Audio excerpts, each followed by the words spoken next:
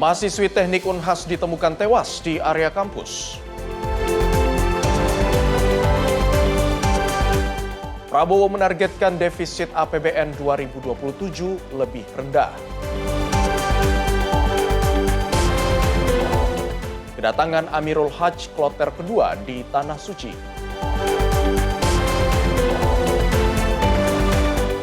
Militer Israel cegat kapal 19 aktivis Yunani di laut.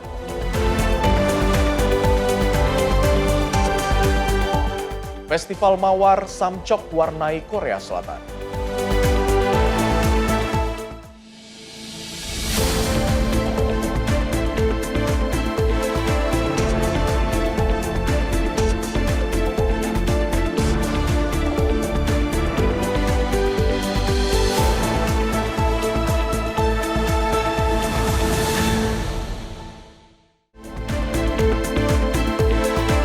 Halo, selamat pagi pemirsa, mengawali hari Anda. Menyapa Indonesia Pagi kembali hadir dengan berbagai informasi terkini dan juga menarik lainnya baik dari tanah air dan juga mancanegara.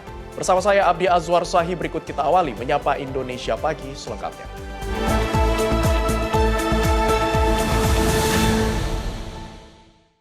Pemirsa, kita awali informasi dari Pantai Teba di Kecamatan Kota Agung Timur, Kabupaten Tenggamus kembali memakan korban jiwa. Seorang pelajar bernama Avento Gali Setiawan Pranawa berusia 15 tahun ditemukan meninggal dunia setelah terseret arus saat mandi bersama rekannya.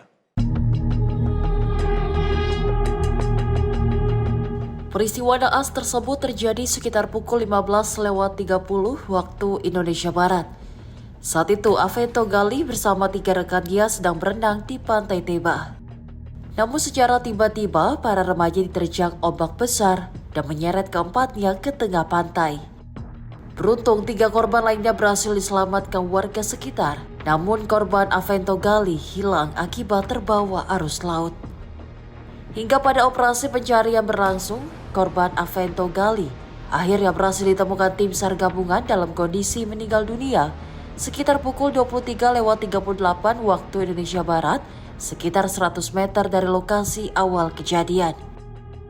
Selanjutnya korban dievakuasi menuju rumah duka dan diserahkan kepada pihak keluarga. Tim redaksi Simpo TV melaporkan. Pemirsa, seorang mahasiswi Fakultas Teknik Universitas Hasanuddin ditemukan tewas di area kampus di Goa, Sulawesi Selatan.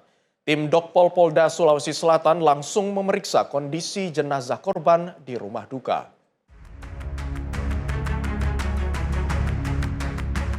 Tim Dokpol Bayangkara Polda Sulawesi Selatan melakukan pemeriksaan terhadap jasad mahasiswi Fakultas Teknik Universitas Hasanuddin, Princess Jennifer Chiang, 19 tahun di rumah duka di Jalan Agus Salim, Kecamatan Somba Opu, Kabupaten Goa, Sulawesi Selatan. Korban ditemukan tidak bernyawa di kawasan Fakultas Teknik Universitas Hasanuddin, Kabupaten Goa, oleh 2 rekan kampusnya Senin malam sekitar pukul 19.30 waktu Indonesia Tengah. Tim Resmob Satreskrim Polres Goa yang menerima laporan langsung memasang garis polisi dan melakukan olah tempat kejadian perkara. Dari hasil olah TKP ditemukan sejumlah barang milik korban, di antaranya sepeda motor, sepatu, telepon genggam, dan tas.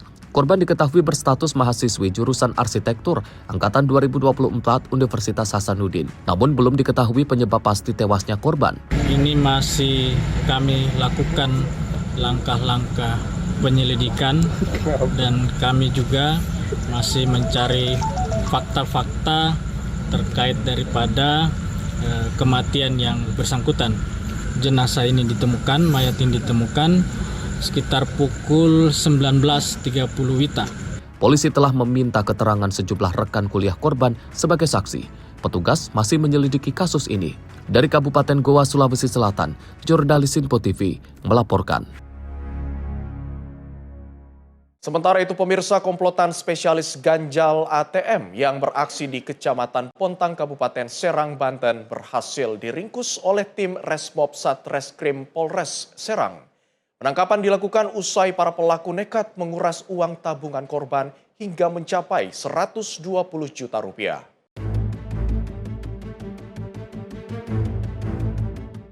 Inilah rekaman kamera pemantau atau CCTV dari dalam sebuah toko swalayan di Kecamatan Pontang, Kabupaten Serang.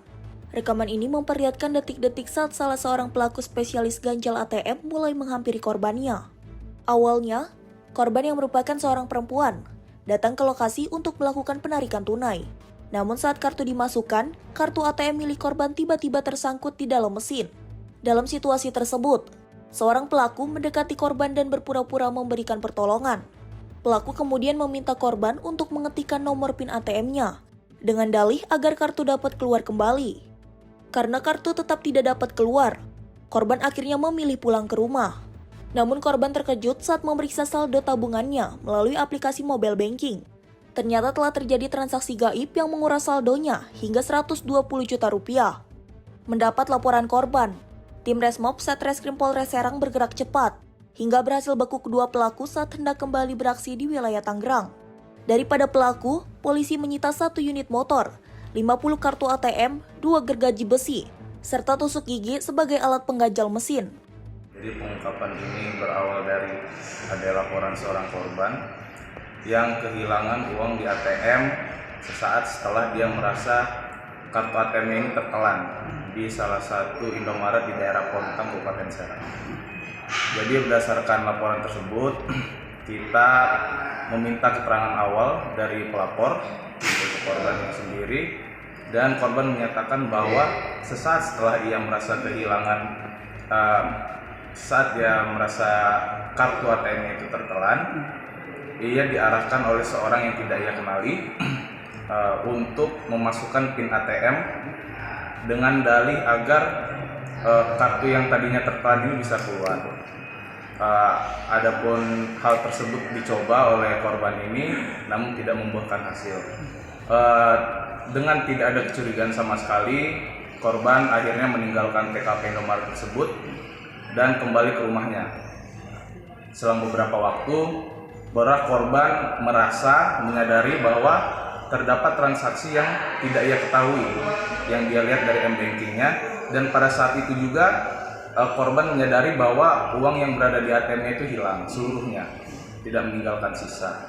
Nah, berdasarkan keterangan tersebut, kita langsung menduga bahwa kejadian ini merupakan ulah dari sindikat pencurian dengan pemberatan dengan modus ganjal ATM. Berbekal keterangan korban, kita langsung melakukan cek TKP di sekitaran TKP Indomaret Pontang, dan kita berhasil mengumpulkan beberapa barang bukti berupa rekaman CCTV, snapshot dari mesin ATM, dan juga wawancara singkat terhadap beberapa saksi. Hingga kini, kepolisian masih mengejar 1 pelaku lainnya yang berhasil lolos saat penyergapan. Atas perbuatannya, kedua pelaku yang sudah ditahan ini terancam dijerat pasal tindak pidana pencurian dengan pemberatan, dengan ancaman hukuman hingga 9 tahun penjara. Dari Serang, Banten, Firman Arif, Sinpo TV, melaporkan. Pemirsa, jasad Afik Rabbani Ramadan berusia 14 tahun yang hanyut saat memancing di Kali Ciliwung, Kota Depok, akhirnya ditemukan pada Selasa 19 Mei 2026. Jasad korban ditemukan di kawasan TB Simatupang, Jakarta Selatan dengan jarak sekitar 24,5 km dari lokasi awal kejadian.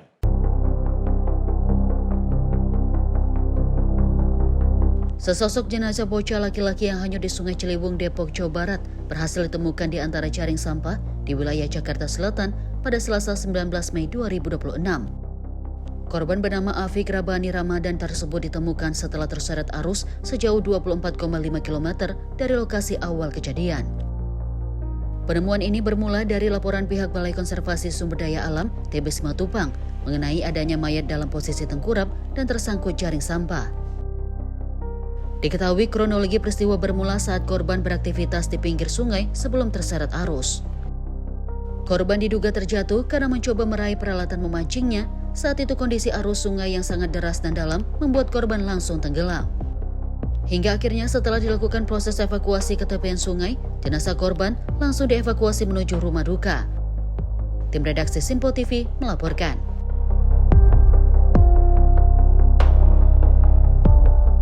Pemirsa, 4 pelaku pencurian kendaraan bermotor spesialis minimarket diringkus jajaran Polsek Kramat Watu, Kabupaten Serang, Banten. Proses penangkapan berlangsung menegangkan lantaran 2 pelaku sempat menodongkan senjata api rakitan dan melakukan perlawanan ke petugas. 1 pelaku terpaksa dilumpuhkan dengan timah panas. Aksi menegangkan mewarnai upaya penangkapan komplotan pelaku pencurian kendaraan bermotor di Kecamatan Kramat Watu, Kabupaten Serang, Banten. Dalam video amatir yang direkam oleh warga, petugas kepolisian dari unit Reskrim Polsek Kramat Watu tampak terlibat baku hantam di jalanan saat akan meringkus keempat pelaku. Perlawanan sengit terjadi karena 2 dari 4 pelaku kedapatan membawa senjata api rakitan jenis revolver. Kedua pelaku bahkan nekat menodongkan senjata api tersebut ke arah petugas saat akan dikungkung. Karena membahayakan nyawa petugas, 1 orang pelaku terpaksa dilumpuhkan dengan timah panas di bagian kaki. Berdasarkan hasil pemeriksaan, 2 di antara pelaku merupakan residivis kasus serupa yang kerap beraksi di wilayah Jabodetabek. Penangkapan ini sekaligus menjadi jawaban atas keresahan masyarakat terkait maraknya aksi pencurian motor di area parkir minimarket. Pelaku merupakan residivis curanmor, TKP-nya lumayan banyak. Dengan menggunakan selfie, pelaku beraksi. TKP tersebut berawal dari Kramat, di salah satu minimarket.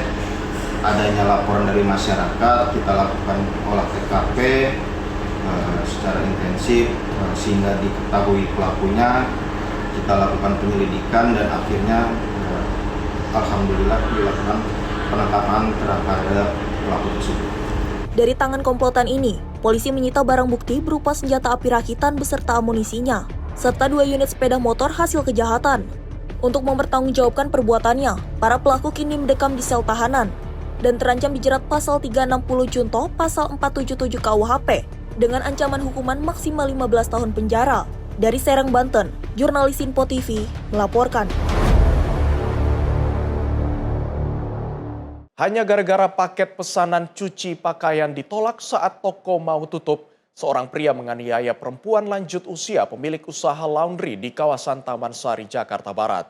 Korban mengalami luka di kepala usai dipukul berkali-kali menggunakan tangan kosong.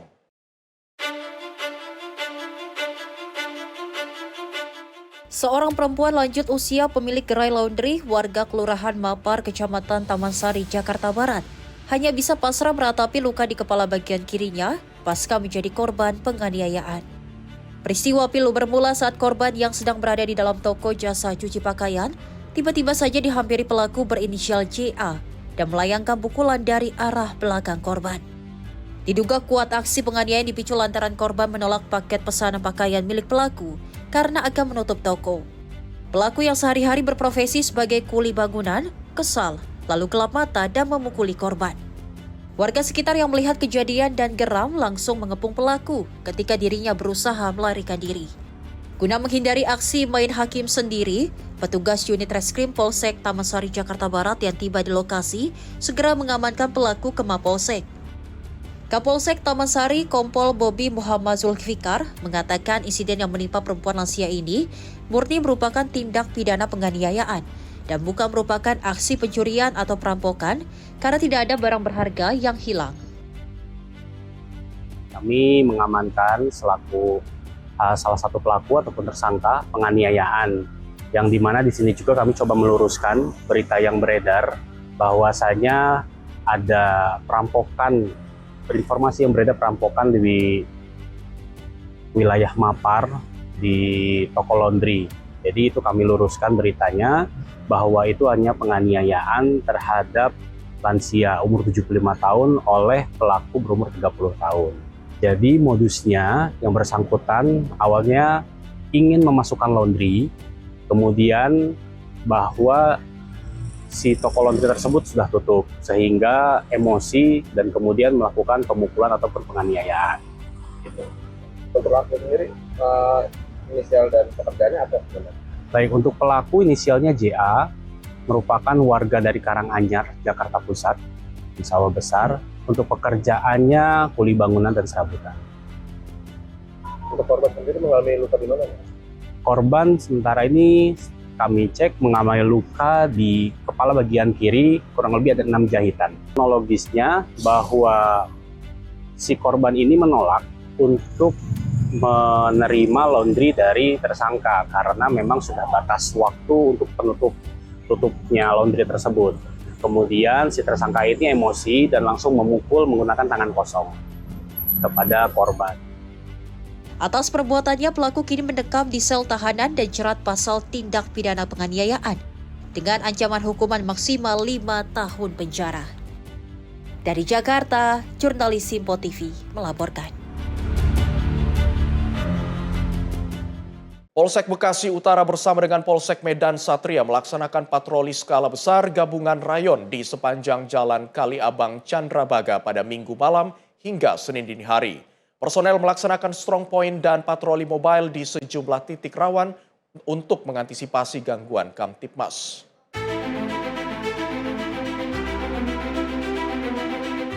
Kegiatan yang dimulai pada Minggu malam 17 Mei 2026 sekitar pukul 23.00 waktu Indonesia Barat hingga Senin dini hari 18 Mei 2026 tersebut dipimpin Panit Patroli Polsek Bekasi Utara Aibtu Dedi Bambang Guntur bersama Kanit Intelkam Polsek Medan Satria Ibtu Edi Sujarwanto dengan melibatkan 25 personil gabungan.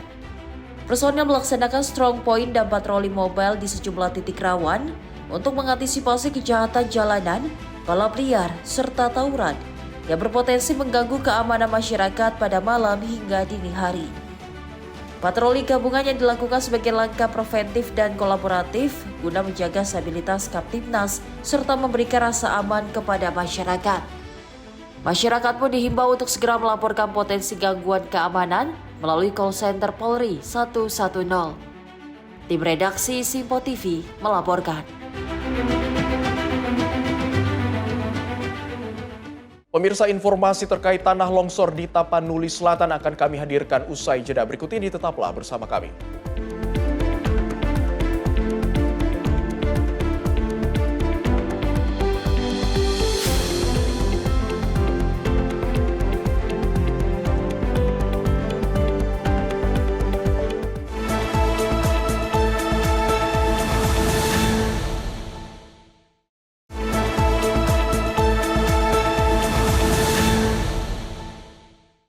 Terima kasih pemirsa, Anda masih bersama kami dalam Menyapa Indonesia Pagi. Kita lanjutkan informasi dari seorang ibu dan anak laki-lakinya tewas tertimbun material longsor saat sedang memperbaiki saluran air di Kecamatan Batang Toru, Kabupaten Tapanuli Selatan, Sumatera Utara pada hari Senin 18 Mei 2026 malam. Hingga Selasa pagi, 1 korban berhasil dievakuasi, sementara 1 korban lainnya masih dalam proses pencarian.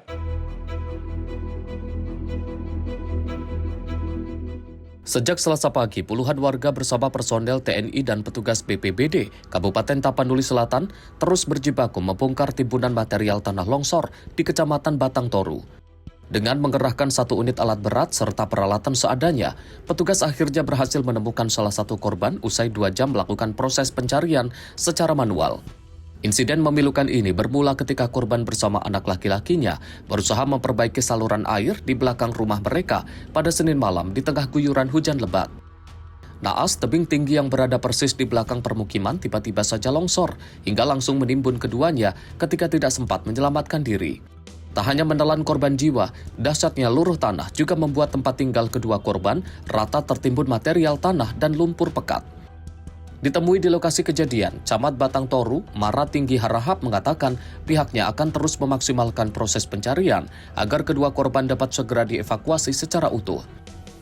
Ini terjadi longsor kemarin berkisaran di pukul 19 WIB, di mana hujan sangat deras di Kecamatan Batang Toru, yang mana kami dapatkan info dari anak korban bahwa ibunya dengan si anak karena hujan terus, air mengalir ke rumah, jadi mereka untuk memperbaiki saluran air di atas. Jadi saat turun ke lapangan untuk memperbaiki saluran di atas, tiba-tiba terjadi longsor. Jadi di pagi hari ini sudah kita temukan 1 mayat dan 1 lagi masih dalam pencarian. Mudah-mudahan bekerjasama dengan Forkopincam, BPBD, semua unsur masyarakat yang terlibat juga, mudah-mudahan ini dapat ditemukan dalam secepatnya sehingga ini bisa selesai dalam hal pencarian. Tapi kalau tidak ada ditemukan hari ini, tentu akan dilanjutkan esok hari. Saat ini 1 jenazah korban yang sudah ditemukan telah dibawa ke Puskesmas Batang Toru guna dilakukan pemeriksaan medis. Sementara itu proses pencarian terhadap 1 korban lagi yang masih terjebak di dalam lumpur akan terus dilanjutkan oleh tim SAR gabungan. Dari Tapanuli Selatan, Sumatera Utara, jurnalis Simpo TV melaporkan. Kita beralih ke informasi lain, pemirsa. Presiden Prabowo Subianto berjanji akan memperhatikan kesejahteraan nelayan di Indonesia. Pemerintah menargetkan pembangunan fasilitas pendukung bagi nelayan, mulai dari instalasi es batu, cold storage, hingga SPBU khusus nelayan. Hal tersebut disampaikan Presiden Prabowo saat menyampaikan kerangka ekonomi makro dan pokok-pokok kebijakan fiskal RAPBN 2027 di Kompleks Parlemen Senayan, Jakarta. Presiden Prabowo menyebut salah satu masalah yang dihadapi nelayan saat ini adalah kesulitan mendapatkan es batu untuk menjaga kesegaran ikan hasil tangkapan. Oleh karena itu, pemerintah berencana akan membangun instalasi pembuatan es batu dan ruang penyimpanan dingin atau cold storage di setiap desa nelayan. Adapun pemerintah juga akan membangun SPBU khusus nelayan untuk memudahkan akses solar bagi para nelayan. Kepala negara menegaskan nelayan harus diperdayakan karena memiliki peran penting dalam menjaga dan menguasai wilayah laut Indonesia. Kita akan menjamin tiap nelayan bisa punya es batu. Kita akan membuat instalasi pembuat es batu di tiap desa nelayan. Kita akan membuat ruang cold storage pendingin di setiap desa nelayan. Dan kita akan bikin SPBU khusus untuk nelayan di setiap desa nelayan. Para nelayan kita harus kita berdayakan karena mereka di ujungnya akan menguasai lautan kita. Kita akan membangun dalam 3 tahun yang akan datang 5.000 desa nelayan. Tahun ini kita akan resmikan 1.386 desa nelayan. Dari Jakarta, Fahrizal Ahmad Amin, Sinpo TV, melaporkan. Sementara itu, Presiden Prabowo Subianto mengumumkan rancangan awal anggaran pendapatan dan belanja negara atau APBN tahun 2027 dengan target defisit yang lebih rendah. Pemerintah menargetkan defisit berada di kisaran 1,8 hingga 2,4% dari produk domestik bruto atau PDB. Dalam pemaparannya, Presiden Prabowo Subianto menegaskan postur fiskal APBN 2027 dirancang dengan pendekatan belanja negara yang lebih efisien dan produktif. Pemerintah menargetkan belanja negara pada tahun 2027 berkisar antara 13,62 hingga 14,8% dari PDB. Sementara pendapatan negara dioptimalkan di kisaran 11,82 hingga 12,4% PDB. Target defisit APBN 2027 tersebut lebih rendah dibandingkan target yang telah ditetapkan dalam Undang-Undang APBN 2026, yaitu sebesar Rp689,1 triliun atau setara 2,68% dari PDB. Sementara itu, realisasi defisit APBN pada tahun pertama pemerintahan Prabowo yaitu 2025 mencapai Rp695,1 triliun atau 2,92% dari PDB. Angka ini lebih tinggi dari target awal yang dipatok sebesar 2,78% PDB atau Rp662 triliun. Presiden Prabowo menegaskan APBN bukan sekedar dokumen keuangan negara, melainkan alat perjuangan bangsa untuk mewujudkan pembangunan dan kesejahteraan masyarakat. Prabowo juga menekankan pentingnya pengelolaan fiskal yang sehat, agar pemerintah memiliki ruang yang cukup untuk menjaga stabilitas ekonomi dan melanjutkan program prioritas nasional. Tim redaksi Sinpo TV melaporkan.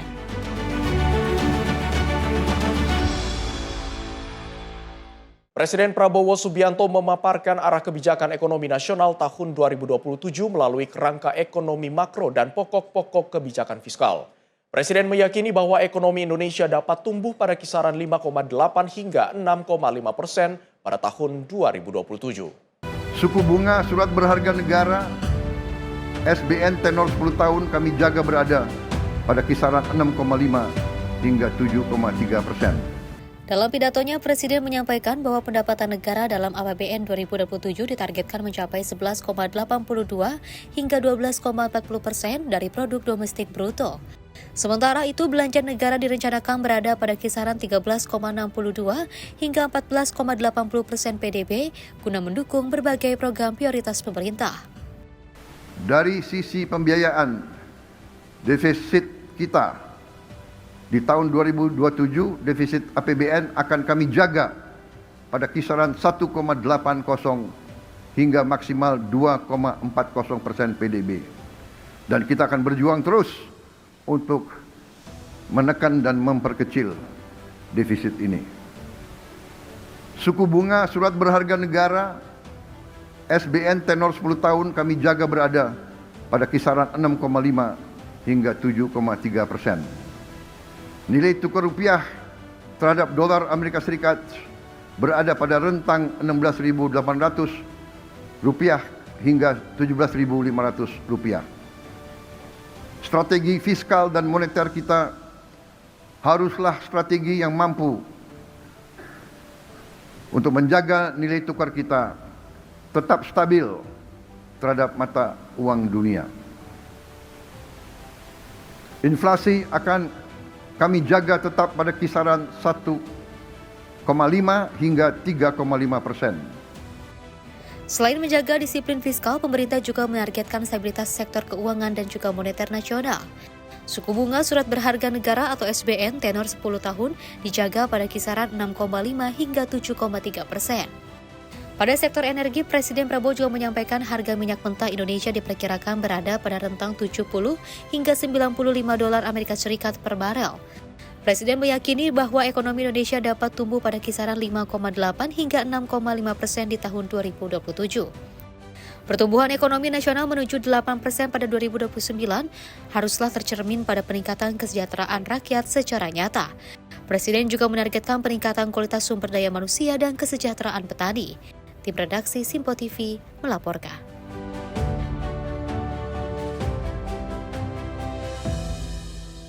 Pemirsa, Ketua Komisi 11 DPR Misbahkun menyatakan keputusan Presiden Prabowo menyampaikan langsung kerangka ekonomi makro dan pokok-pokok kebijakan fiskal RAPBN 2027 tidak disebabkan adanya pelemahan nilai tukar rupiah terhadap dolar Amerika Serikat.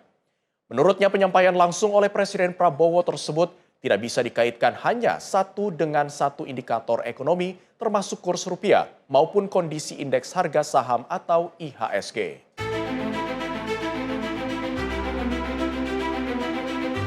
Presiden Prabowo Subianto menyampaikan langsung kerangka ekonomi makro dan pokok-pokok kebijakan fiskal RAPBN 2027 dalam sidang paripurna DPR di Kompleks Parlemen Senayan, Jakarta pada Rabu pagi. Penyampaian tersebut merupakan perdana yang disampaikan langsung oleh Presiden Prabowo yang sebelumnya disampaikan oleh Menteri Keuangan. Ketua Komisi 11 DPR Misbahkun menilai pencapaian RAPBN 2027 oleh Presiden ini tidak disebabkan dengan adanya pelemahan nilai tukar rupiah terhadap dolar Amerika Serikat.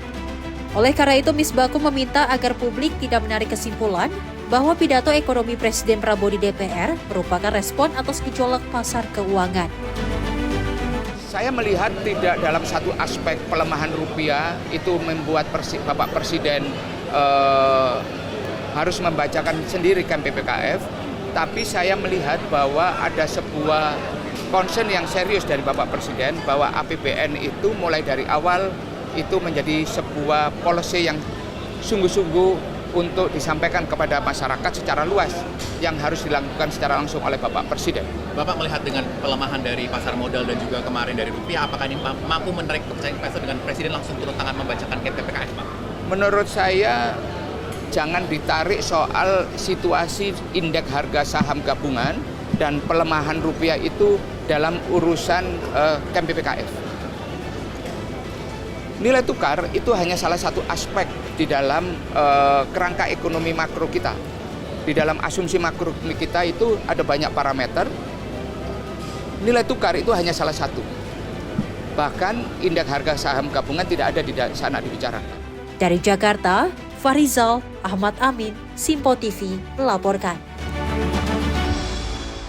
Menteri Pertanian Andi Amran Sulaiman menegaskan penguatan dolar Amerika Serikat tidak serta-merta mengancam kehidupan masyarakat desa.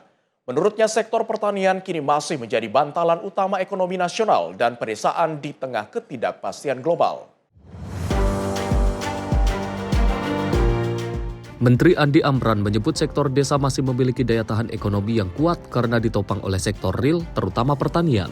Amran menilai, meski penguatan dolar berdampak pada komoditas impor seperti kedelai dan bawang putih, namun mayoritas kebutuhan pangan nasional masih terpenuhi dari produksi dalam negeri.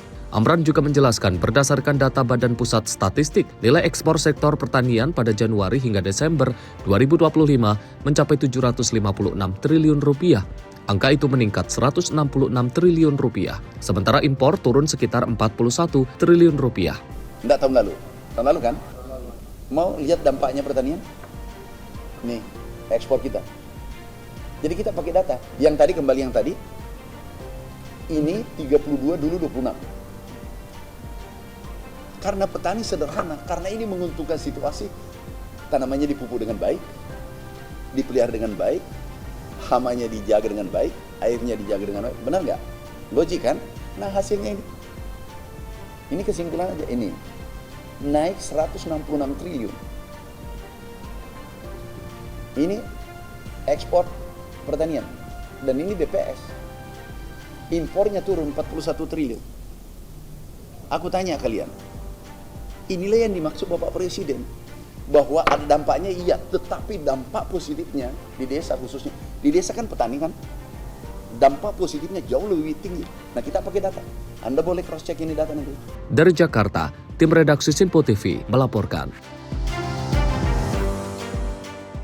Menteri Koordinator Bidang Perekonomian Erlangga Hartarto menegaskan pentingnya kerangka ekonomi makro dan pokok-pokok kebijakan fiskal RAPBN tahun anggaran 2027. Hal tersebut dilakukan pemerintah untuk mendorong akselerasi pertumbuhan ekonomi nasional. Menko Perekonomian Erlangga Hartarto menyatakan KMPPKF 2027 menjadi arah kebijakan utama pemerintah dalam menjaga stabilitas makroekonomi dan mendorong investasi produktif. Kerangka ini juga dirancang untuk menjawab tantangan global sekaligus menciptakan ruang fiskal yang lebih fleksibel bagi program prioritas nasional. Pemerintah menargetkan pertumbuhan ekonomi yang inklusif dan berkualitas melalui sinergi antara kebijakan fiskal, moneter, dan sektor real. Pembahasan KMPPKF RAPBN tahun anggaran 2027 ini nantinya juga akan melibatkan kementerian dan lembaga terkait agar selaras dengan target pembangunan jangka menengah. Pertama, tadi Bapak Presiden telah menyampaikan kerangka ekonomi makro dan pokok-pokok kebijakan fiskal di tahun 2027 kepada Dewan Perwakilan Rakyat. Dan dalam penyusunan APBN 2027 diarahkan untuk mendorong perekonomian agar tumbuh lebih cepat, lebih tinggi, dengan pendapatan negara sekitar 11,82 sampai 12,4% terhadap PDB, belanja negara 13,62 sampai dengan 14,8 dalam range terhadap PDB, dan defisit 1,8 sampai 2,4% terhadap PDB. Pemerintah menetapkan range indikator makro yaitu pertumbuhan ekonomi 5,8 hingga 6,5%, inflasi antara 1,5 sampai 3,5%. Ini akan dicapai dengan koordinasi ketat TPIP, TPID daerah, terutama rantai pasok pangan. Nilai tukar rupiah dipatok di angka range 16.800 sampai 17.500. Suku bunga SBN 10 tahun diproyeksikan di level 6,5 sampai 7,3%, dan tentu ini mencerminkan kepercayaan investor yang tinggi terhadap surat utang negara. Dari Jakarta, Sri Dewi Andayani, Rona Bayu, Simpo TV melaporkan. Pemirsa, kita beralih ke informasi dari Menteri Luar Negeri Sugiono yang membuka suara soal terkait aksi pencegatan dan penculikan terhadap aktivis dan jurnalis media Indonesia saat menjalankan misi global Sumut Flotilla oleh Israel. Sugiono mengatakan pihaknya terus melakukan berbagai upaya komunikasi dengan Kementerian Luar Negeri Yordania dan Turki. Sejumlah aktivis dan jurnalis media Indonesia dikabarkan diculik oleh negara Israel saat menjalankan misi kemanusiaan global Sumut Flotilla. Menteri Luar Negeri Sugiono mengungkapkan pihaknya akan terus melakukan berbagai upaya komunikasi dengan Kementerian Luar Negeri Yordania serta Turki. Namun Sugiono menyebut saat ini komunikasi yang dilakukan masih terbatas, mengingat tidak adanya hubungan diplomasi antara Indonesia dengan Israel. Dirinya berharap warga negara Indonesia yang masih ditahan oleh Israel segera dapat kembali ke tanah air dalam kondisi selamat. Kita sudah melakukan komunikasi dengan teman-teman dari Kementerian Luar Negeri di Jordan dan Turki untuk memastikan kondisi dari rekan-rekan kita yang diintercept dan ditahan oleh Israel. Sejauh ini informasi yang kita terima itu masih sulit karena komunikasi yang terbatas. Kami mengapresiasi semangat dari rekan-rekan yang tergabung dalam Global Sumut Flotilla, karena ini juga mencerminkan satu keinginan untuk menciptakan situasi yang lebih baik bagi saudara-saudara kita di Palestina, di Gaza pada khususnya, dan ini merupakan semangat yang saya kira perlu diapresiasi. Kita berharap kondisi mereka baik-baik saja. Kami juga terus melakukan upaya koordinasi karena kita tidak punya hubungan langsung. Jadi kita minta tolong pada teman-teman kita yang pertama mengalami nasib serupa juga dari warga negaranya, kemudian dari teman-teman yang Jordan. Kita doakan semoga mereka kondisinya baik-baik dan bisa segera kembali ke tanah air dalam keadaan sehat dan selamat. Dari Jakarta, Farizal Ahmad Amin, Simpo TV melaporkan. Pemirsa, jembatan gantung Garuda di Kelurahan Dwi Tunggal, Kabupaten Rejang Lebong, Bengkulu resmi rampung dibangun. Kehadiran jembatan ini menjadi harapan baru bagi masyarakat untuk menikmati akses transportasi yang lebih aman, cepat, dan efisien.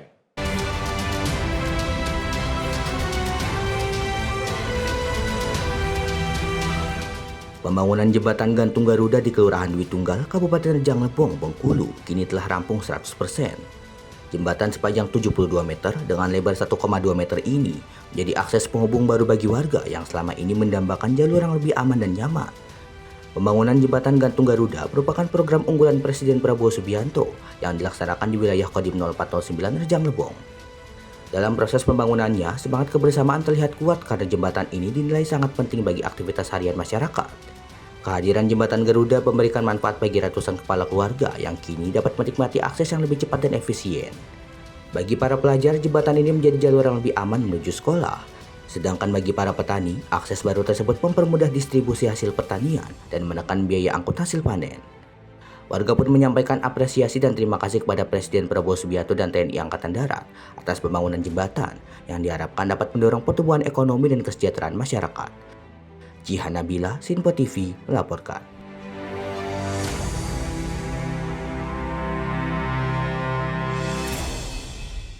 Bupati Seluma Teddy Rahman menyampaikan dukungannya terhadap pelaksanaan program TMMD ke-128 Kodim 0425 Seluma di Desa Lubuk Lagan, Kecamatan Talo Kecil. Salah satu sasaran utama dalam program ini yaitu pembukaan jalan penghubung antara Desa Lubuk Lagan dengan Desa Air Melancar.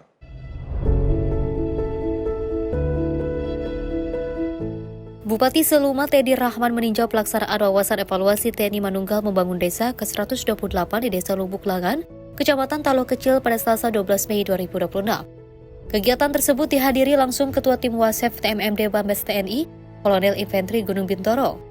Turut hadir dalam peninjauan itu Dandim 0425 Seluma serta Kapolres Seluma, Dinas PU dan Dinas Perikanan Kabupaten Seluma. Dalam peninjauan, rombongan melakukan pengecekan sejumlah program dan juga sasaran kegiatan TMMD, diantaranya program rumah tidak layak huni, pembangunan jalan, sumur bor, bazar murah TNI, serta pemberian bantuan kepada ibu hamil, balita, ibu menyusui, dan bantuan bibit ikan. Adapun kegiatannya adalah salah satunya pembukaan jalan antara Desa Lubuk Lagan dan Air Melancar. Tentu manfaatnya sangat banyak sekali, terutama untuk akses jalan warga, akses jalan pendidikan. Semoga program TMMD ini sangat-sangat berguna untuk masyarakat dan terutama pasti untuk daerah-daerah yang terpencil yang belum punya akses langsung terhadap jalan yang bagus. Pemerintah Kabupaten Suluma berharap pembangunan jalan melalui program TMMD dapat membantu memperlancar aktivitas masyarakat sekaligus membuka akses bagi wilayah yang sebelumnya sulit dijangkau. Tim Liputan Simpo TV melaporkan. Pemirsa, Tim Pengawasan dan Evaluasi atau WASEF TMMD ke-128 melaksanakan kunjungan kerja ke lokasi TMMD Kodim 0425 Seluma di Desa Lubuk Lagan, Kecamatan Talo Kecil, Kabupaten Seluma. Kunjungan ini dilakukan untuk melihat secara langsung progres pelaksanaan program TMMD yang tengah berjalan. Kunjungan tim WASEF untuk memastikan seluruh program pembangunan berjalan tepat sasaran dan juga memberikan dampak nyata bagi masyarakat. Rombongan meninjau sejumlah titik krusial meliputi pembangunan jalan sepanjang 8 km, renovasi rumah tidak layak huni, pembangunan unit sumur bor dan juga MCK, serta pembukaan lahan strategis untuk ketahanan pangan lokal. Ketua Pengawasan dan juga Evaluasi atau WASEF TMMD, Kolonel Infanteri Gunung Bintoro, memberikan apresiasi atas semangat kemanunggalan dan juga sinergi antara Satgas TMMD, pemerintah daerah, kepolisian, dan warga setempat. Menurutnya, kolaborasi harmonis tersebut menjadi kunci keberhasilan program pembangunan desa. Tujuan TMMD itu adalah sinerginya antara TNI, khususnya TNI Angkatan Darat, dengan pemerintah daerah dan masyarakat dalam melaksanakan pembangunan. Jalan ini kan tadinya tidak nyambung antara desa satu dengan desa yang lainnya. Akhirnya ini kan permintaan dari masyarakat, kemudian kita tindak lanjuti, kita buka jalannya. Intinya kan untuk memperlancar kegiatan sehari-hari masyarakat, terutama masalah pengangkutan hasil-hasil bumi kan. Tim WASEF berharap berbagai sasaran fisik dalam program TMMD ke-128 Kodim 0425 Seluma dapat memberikan manfaat jangka panjang serta membantu meningkatkan aktivitas dan kesejahteraan masyarakat. Tim Liputan Simpo TV melaporkan.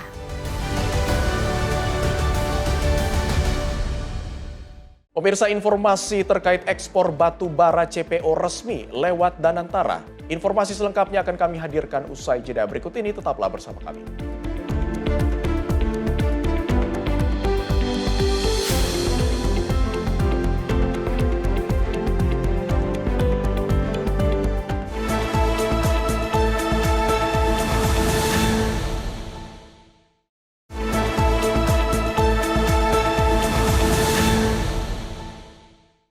Pemirsa, Anda masih bersama kami dalam Menyapa Indonesia Pagi. Kita lanjutkan informasi dari pemerintah. Resmi menetapkan ekspor batu bara dan CPO hanya bisa dilakukan melalui Danantara Sumber Daya Indonesia mulai 1 Juni 2026. Menteri Koordinator Bidang Perekonomian Erlangga Hartarto menjelaskan kebijakan ini dilakukan untuk memperkuat kontrol devisa dan mencegah misinvoicing.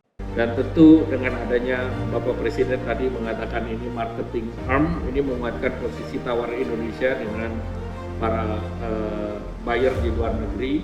Penetapan ekspor batubara dan CPO melalui Danantara Sumber Daya Indonesia menjadi bagian dari strategi pemerintah untuk mengelola ekspor komoditas SDA strategis secara terpusat. Dengan mekanisme baru ini, dokumentasi dan proses ekspor akan dilakukan oleh Danantara Sumber Daya Indonesia sebagai BUMN yang ditugaskan. Adapun tujuannya untuk meningkatkan transparansi data perdagangan, menguatkan posisi tawar Indonesia di pasar global, serta menjaga stabilitas nilai tukar melalui cadangan devisa yang lebih besar. Pada tahap awal, komoditas yang masuk dalam skema ini adalah batu bara dan crude palm oil. Pemerintah pun menyatakan pelaksanaan skema ini akan dievaluasi secara berkala untuk memastikan dampak positif bagi perekonomian nasional. Oleh karena itu, pengaturan pengelolaan ekspor komoditas SDA strategis oleh pemerintah melalui BUMN ekspor yang ditugaskan, dan ini Pak Menteri Investasi, CEO Danantara sudah membentuk PT yang namanya Danantara Sumber Daya Indonesia. Nah, nanti Pak Menteri Investasi akan menjelaskan. Dan untuk membuat kontrol atas pengawasan ekspor dan devisa atas ekspor komoditas strategis ini didorong untuk membangun validitas dan integritas data perdagangan, terutama untuk menghindari dan menghilangkan trade misinvoicing dan mendorong pertumbuhan ekonomi, menjaga stabilitas nilai tukar tentunya dengan cadangan devisa yang lebih besar.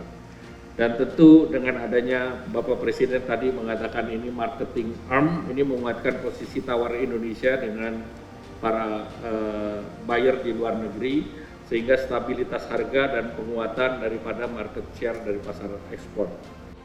Lebih lanjut, penguatan posisi tawar ekspor ini diharapkan dapat menjaga stabilitas harga, kepastian pasokan ekspor, dan kelancaran pengiriman barang serta pembayaran ekspor.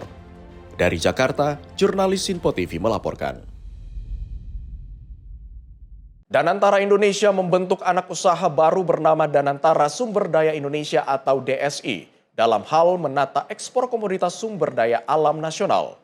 Pembentukan Danantara Sumber Daya Indonesia dilakukan sebagai upaya untuk meningkatkan transparansi dan tata kelola ekspor sumber daya alam. Hal tersebut disampaikan Presiden Prabowo saat menyampaikan kerangka ekonomi makro dan pokok-pokok kebijakan fiskal RAPBN 2027 di Kompleks Parlemen Senayan, Jakarta. Presiden Prabowo menyebut salah satu masalah yang dihadapi nelayan saat ini adalah kesulitan mendapatkan es batu untuk menjaga kesegaran ikan hasil tangkapan. Oleh karena itu, pemerintah berencana akan membangun instalasi pembuatan es batu dan ruang penyimpanan dingin atau cold storage di setiap desa nelayan. Adapun pemerintah juga akan membangun SPBU khusus nelayan untuk memudahkan akses solar bagi para nelayan. Kepala negara menegaskan nelayan harus diperdayakan karena memiliki peran penting dalam menjaga dan menguasai wilayah laut Indonesia. Kita akan menjamin tiap nelayan bisa punya es batu. Kita akan membuat instalasi pembuat es batu di tiap desa nelayan. Kita akan membuat ruang cold storage pendingin di setiap desa nelayan. Dan kita akan bikin SPBU khusus untuk nelayan di setiap desa nelayan. Para nelayan kita harus kita berdayakan karena mereka di ujungnya akan menguasai lautan kita. Kita akan membangun dalam 3 tahun yang akan datang 5.000 desa nelayan. Tahun ini kita akan resmikan 1.386 desa nelayan. Dari Jakarta, Fahrizal Ahmad Amin, Sinpo TV, melaporkan. Kita beralih ke informasi dari menjelang puncak ibadah haji di Armusna. Kementerian Haji dan Umroh mengimbau jamaah haji Indonesia untuk mengurangi aktivitas umroh sunnah berulang. Jamaah diminta menjaga stamina dan menyimpan energi demi kelancaran rangkaian puncak haji yang menguras tenaga.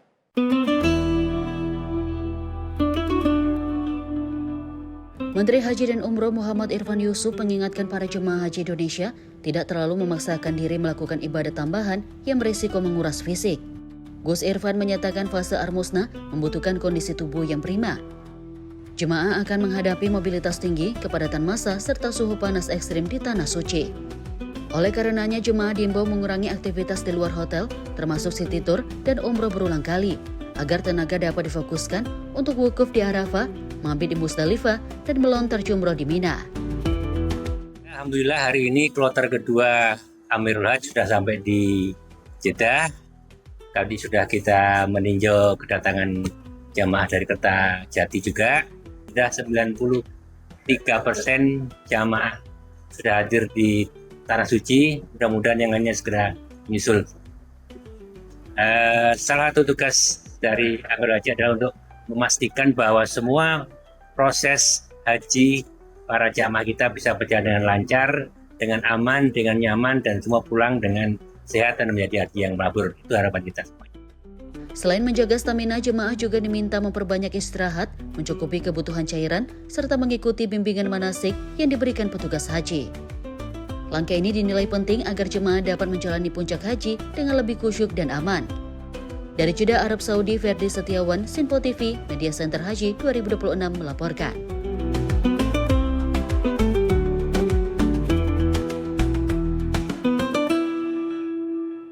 Sementara itu pemirsa, Menteri Haji dan Umroh yang juga Amirul Hajj Muhammad Irfan Yusuf menyapa langsung jemaah haji di Bandara Internasional Jeddah, Arab Saudi. Menhaj Gus Irfan juga memantau layanan lansia dan disabilitas di Daker Bandara.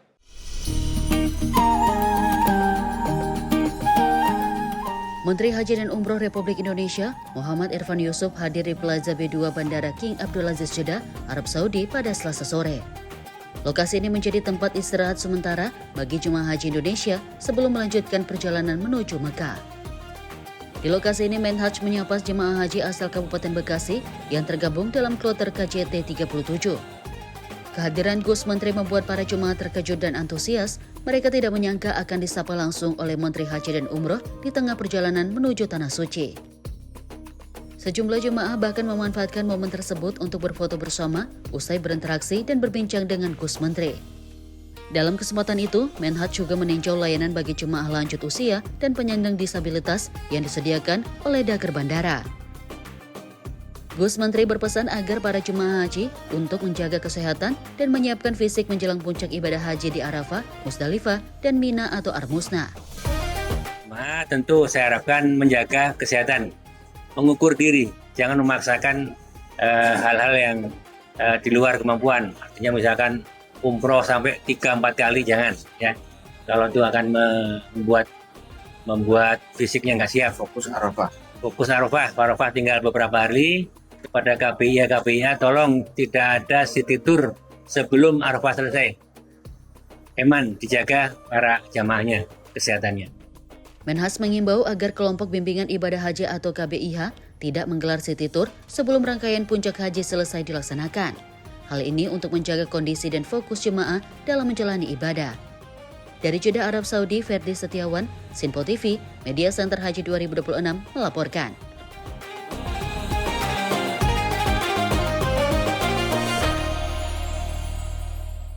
Rombongan Amirul Hajj kloter kedua tiba di Bandara Jeddah, Arab Saudi. Amirul Hajj dipimpin langsung oleh Menteri Haji dan Umroh Muhammad Irfan Yusuf.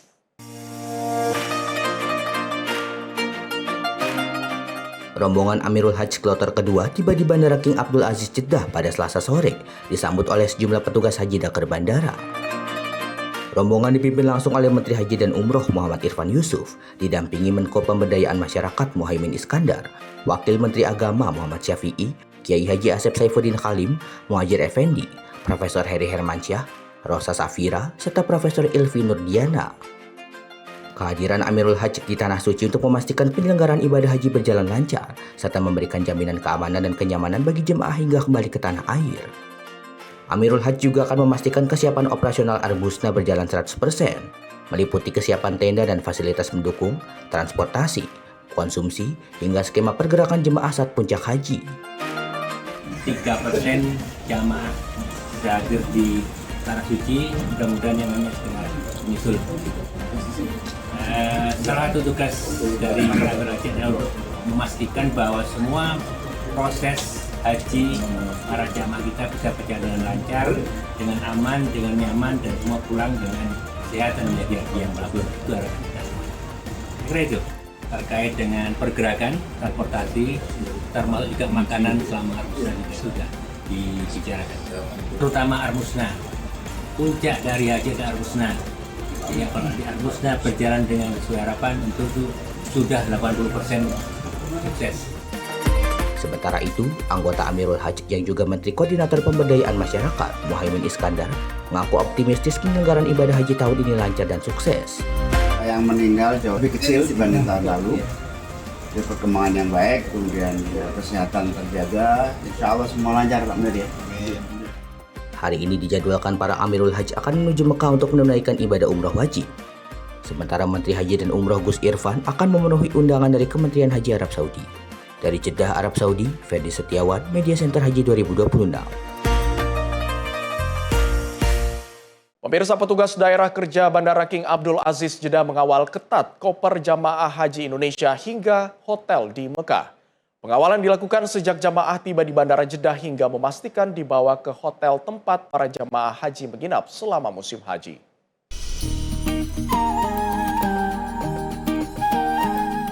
Layanan bagasi yang menangani koper jemaah haji menjadi salah satu bagian terpenting dalam penanganan kedatangan jemaah haji di Tanah Suci.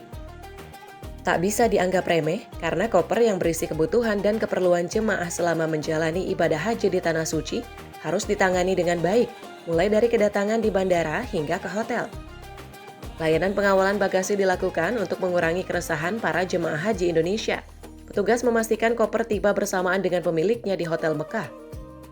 Masyadi, seorang petugas haji layanan Linjam, menyebut banyak insiden unik dan menarik selama ditugaskan di bagian pengawalan bagasi atau koper. Ditugaskan di bagasi untuk monitoring koper yang keluar dari gate sampai ke truk.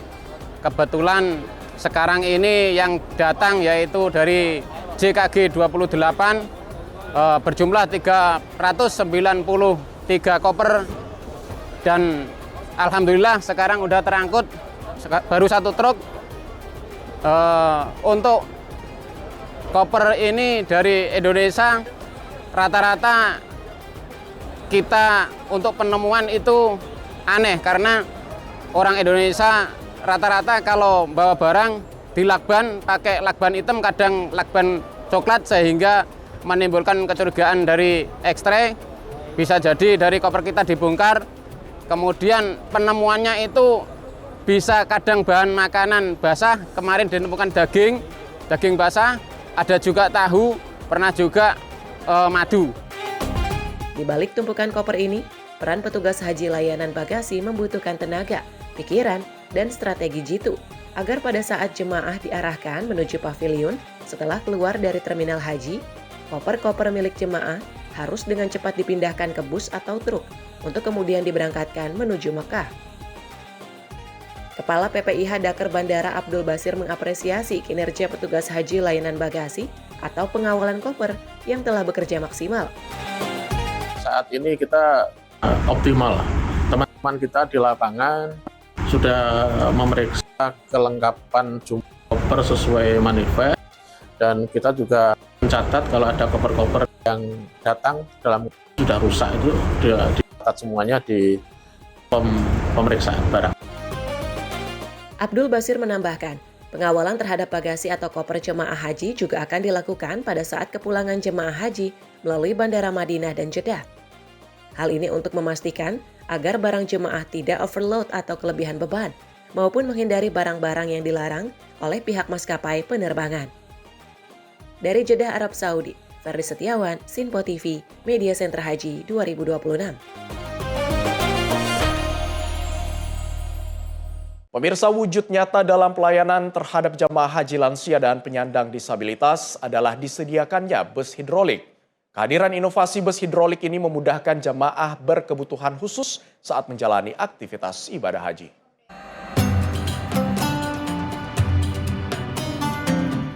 Kekhawatiran keluarga jemaah haji di tanah air terhadap anggota keluarga, sanak saudara yang tengah menjalankan ibadah haji di Tanah Suci atas kondisi fisik dan keterbatasan fisik, ini tak ada lagi pasca adanya layanan transportasi bus hidrolik. Tak ada lagi langkah berat menapaki anak tangga tinggi karena bus hidrolik ini dapat menurunkan badan kendaraan secara otomatis, menyesuaikan kebutuhan jemaah. Fasilitas ini menjadi bentuk nyata dari upaya penyelenggara haji dalam memberikan pelayanan yang lebih manusiawi dan inklusif, terutama bagi jemaah lansia, disabilitas, serta mereka yang memiliki keterbatasan fisik.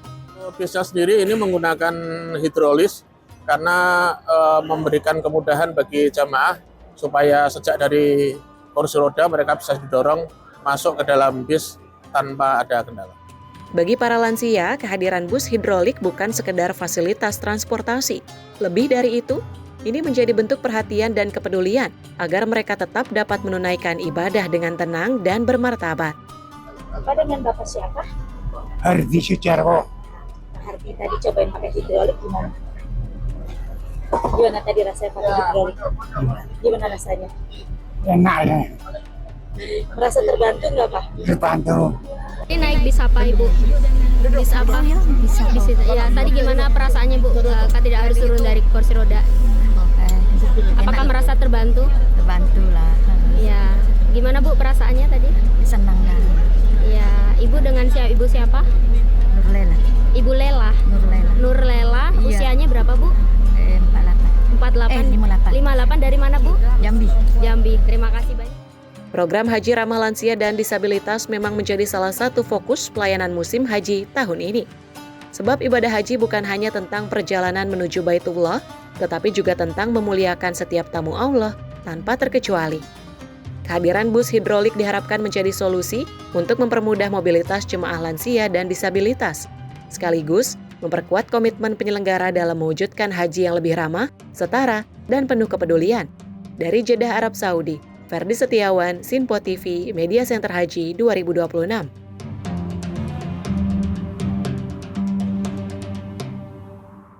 Pemirsa, usai jeda kami akan menghadirkan informasi terkait Moscow Knights yang mengiringi kedatangan Putin di Beijing. Jangan kemana-mana, tetaplah bersama kami.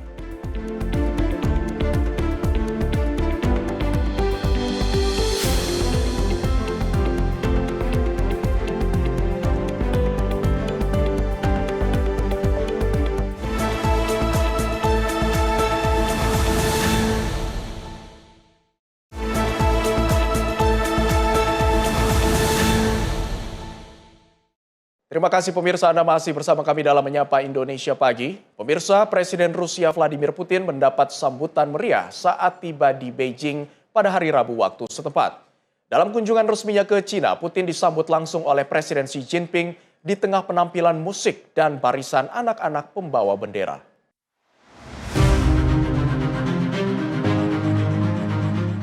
Rekaman video menunjukkan Putin berjalan berdampingan dengan Xi Jinping sambil tersenyum, menikmati penampilan lagu ikonik Moscow Knights yang dibawakan saat penyambutan resmi. Kedua pemimpin juga berdiri berdampingan saat lagu kebangsaan masing-masing negara diperdengarkan. Kunjungan Putin ke Beijing berlangsung pada 19 hingga 20 Mei 2026. Sebelumnya, Putin juga melakukan kunjungan kenegaraan ke China pada 2024.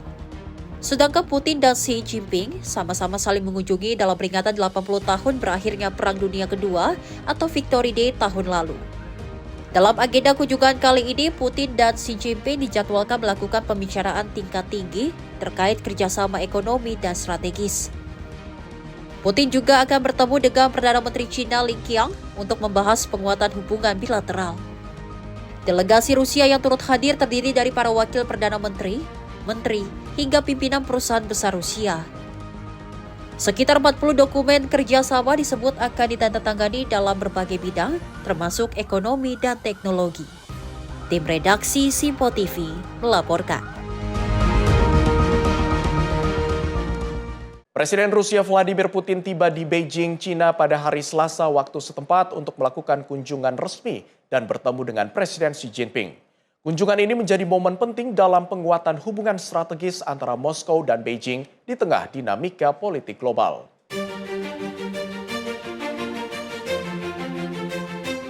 Pesawat kepresidenan Rusia yang membawa Vladimir Putin mendarat di Bandara Beijing dengan penyambutan resmi pemerintah Cina. Setibanya di lokasi, Putin disambut oleh Menteri Luar Negeri Cina Wang Yi dan deretan pasukan kehormatan yang mengibarkan bendera Cina dan Rusia berdampingan. Kunjungan resmi Putin ke Cina berlangsung pada 19 hingga 20 Mei dan menjadi kunjungan penting setelah kedua negara semakin intens memperkuat hubungan diplomatik dan ekonomi dalam beberapa tahun terakhir. Sebelumnya, Putin juga melakukan kunjungan negara ke Cina pada tahun 2024. Sementara Putin dan Xi Jinping saling mengunjungi negara masing-masing saat peringatan 80 tahun berakhirnya Perang Dunia Kedua atau Victory Day. Dalam agenda utama kunjungan kali ini, Putin dan Xi Jinping dijadwalkan melakukan pembicaraan tingkat tinggi yang membahas kerjasama strategis, ekonomi, energi, hingga isu keamanan internasional.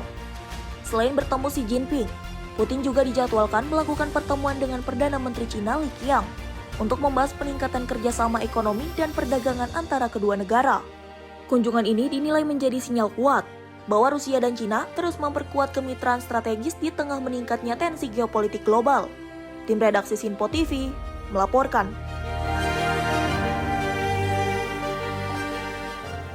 Angkatan Laut Israel menyita sejumlah kapal yang tergabung dalam Global Summit Flotilla saat berusaha menembus blokade laut menuju Gaza untuk mengirimkan bantuan kemanusiaan. Penyergapan terjadi di perairan internasional dan memicu sorotan dunia internasional.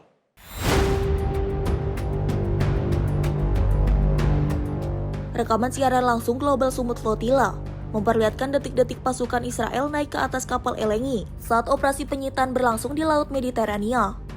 Dalam rekaman lain, para aktivis di atas kapal Al-Siani terlihat mengangkat tangan sebelum meninggalkan kapal mereka setelah dicegat pasukan Israel. Global Sumut Flotilla menyebut, penjegatan dimulai sejak Senin saat kapal-kapal bantuan berusaha menuju jalur Gaza untuk mengirimkan bantuan kemanusiaan. Organisasi itu mengatakan, para peserta dari lebih dari 40 negara dipaksa dibawa menuju pelabuhan oleh otoritas Israel.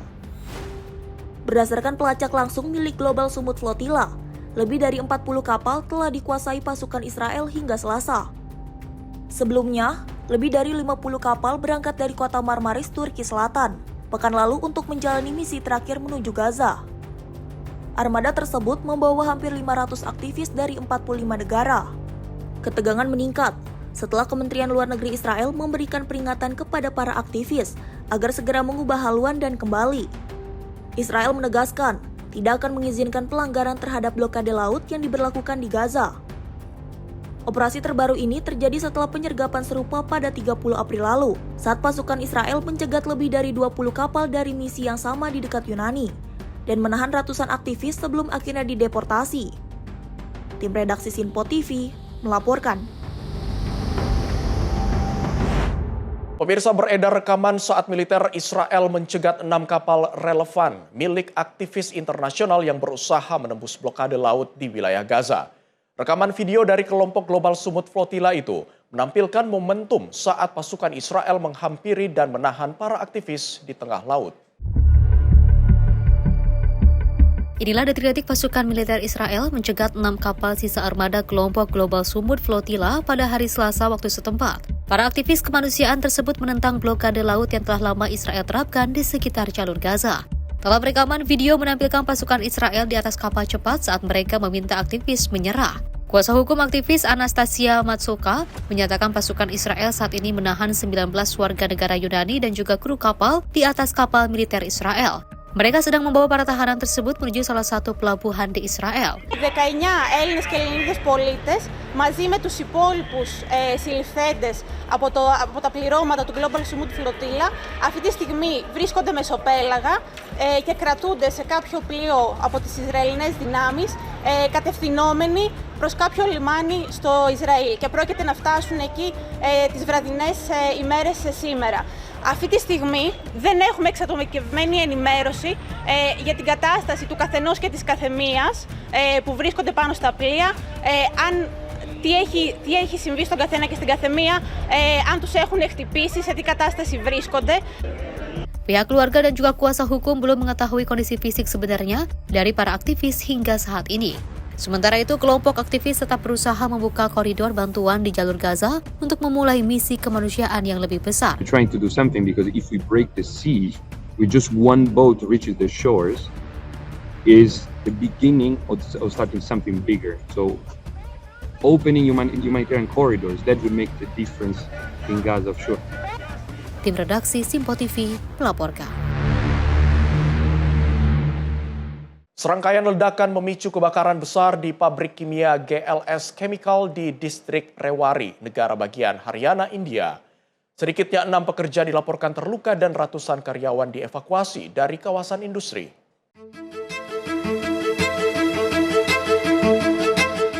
Rekaman video dari lokasi menunjukkan atap pabrik runtuh akibat kuatnya ledakan. Kepulan asap hitam tebal membumbung tinggi dan terlihat hingga radius sekitar 10 km. Petugas pemadam kebakaran terus berupaya menjinakkan api yang masih aktif. Menurut pengawas pabrik, Sonu Yadav, insiden terjadi sekitar pukul 11 siang waktu setempat. Saat api mulai menyebar, para pekerja berlari panik untuk menyelamatkan diri. Teriakan minta tolong terdengar dari dalam pabrik, sementara sejumlah korban dengan luka bakar berhasil keluar dari gedung. Warga dan pekerja lainnya langsung membawa para korban ke rumah sakit menggunakan kendaraan yang terparkir di sekitar lokasi. Petugas pemadam kebakaran disebut tiba sekitar 10 menit setelah laporan diterima. Sejumlah pekerja mengaku cemas karena masih ada rekan mereka yang belum ditemukan. Pihak keluarga dan pekerja mengaku mendapat informasi yang berbeda-beda dari manajemen terkait korban hilang. Laporan sementara menyebutkan kebakaran diduga bermula saat proses perbaikan mesin pendingin di sektor 5 pabrik. Api kemudian menyebar cepat ke seluruh bagian pabrik dan memicu ledakan berulang. Sedikitnya 5 hingga 6 pekerja mengalami luka-luka. 4 diantaranya dalam kondisi kritis dan dirawat di rumah sakit terdekat. Otoritas setempat juga mengevakuasi area di sekitar pabrik karena khawatir asap tebal mempengaruhi kualitas udara. Tim forensik dan kepolisian kini masih menyelidiki penyebab pasti kebakaran tersebut. Tim redaksi Sinpo TV melaporkan. Komunitas Muslim di kota San Diego menggelar aksi duka di depan Islamic Center of San Diego pada hari Selasa malam waktu setempat. Aksi ini dilakukan untuk mengenang korban penembakan maut yang menewaskan 3 orang, termasuk seorang petugas keamanan masjid.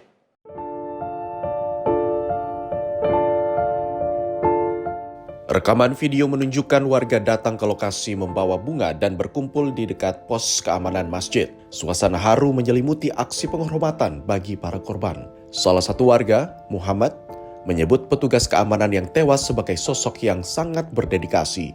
Menurutnya, petugas tersebut selalu waspada dan diduga berhasil mencegah korban jiwa yang lebih besar di dalam kompleks masjid yang saat itu dipenuhi anak-anak. Muhammad juga mengenang pesan terakhir korban yang menyampaikan nasihat tentang kesabaran dalam menghadapi penderitaan. Warga lain melampiaskan kesedihan dan kemarahannya atas insiden tersebut. Mereka mempertanyakan mengapa hanya ada 1 petugas keamanan yang bertugas saat lebih dari 100 anak berada di dalam gedung. Sementara itu, warga bernama John mengenang Mansur Kaziha, pengurus dan juru masak masjid berusia 78 tahun yang akrab dipanggil Abu Ez. Ia menyebut korban sebagai sosok yang ramah, dermawan, dan selalu membantu komunitas. Polisi menyatakan penembakan dilaporkan terjadi di kawasan Claremont, San Diego pada Senin siang. 2 remaja terduga pelaku kemudian ditemukan tewas di dalam sebuah mobil beberapa blok dari lokasi, diduga akibat luka tembak yang mereka timbulkan sendiri. Otoritas memastikan seluruh anak di kompleks sekolah masjid berhasil dievakuasi dengan selamat. Penyidik kini menangani kasus ini sebagai kemungkinan kejahatan kebencian setelah ditemukan materi bernada anti-Islam yang terkait dengan para terduga pelaku. Tim redaksi Sinpo TV melaporkan. Menteri Pertanian Andi Amran Sulaiman menegaskan penguatan dolar Amerika Serikat tidak serta-merta mengancam kehidupan masyarakat desa. Menurutnya sektor pertanian kini masih menjadi bantalan utama ekonomi nasional dan pedesaan di tengah ketidakpastian global. Menteri Andi Amran menyebut sektor desa masih memiliki daya tahan ekonomi yang kuat karena ditopang oleh sektor real, terutama pertanian. Amran menilai meski penguatan dolar berdampak pada komoditas impor seperti kedelai dan bawang putih, namun mayoritas kebutuhan pangan nasional masih terpenuhi dari produksi dalam negeri. Amran juga menjelaskan berdasarkan data Badan Pusat Statistik, nilai ekspor sektor pertanian pada Januari hingga Desember 2025 mencapai 756 triliun rupiah. Angka itu meningkat 166 triliun rupiah, sementara impor turun sekitar 41 triliun rupiah. Tidak tahun lalu kan? Mau lihat dampaknya pertanian? Nih, ekspor kita. Jadi kita pakai data. Yang tadi kembali yang tadi, ini 32 dulu 26. Karena petani sederhana, karena ini menguntungkan situasi, tanamannya dipupuk dengan baik, dipelihara dengan baik, hamanya dijaga dengan baik, airnya dijaga dengan baik. Benar nggak? Logik kan? Nah hasilnya ini. Ini kesimpulan aja ini. Naik 166 triliun.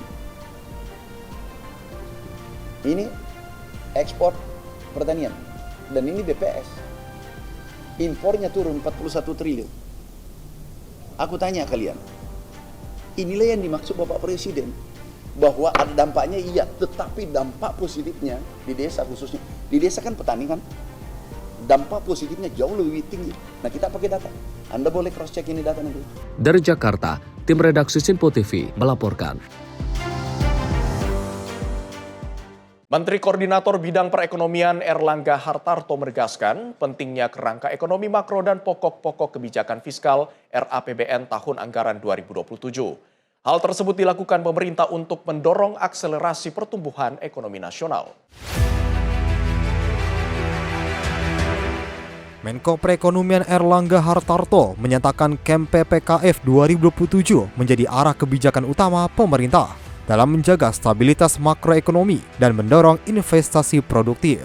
Kerangka ini juga dirancang untuk menjawab tantangan global, sekaligus menciptakan ruang fiskal yang lebih fleksibel bagi program prioritas nasional.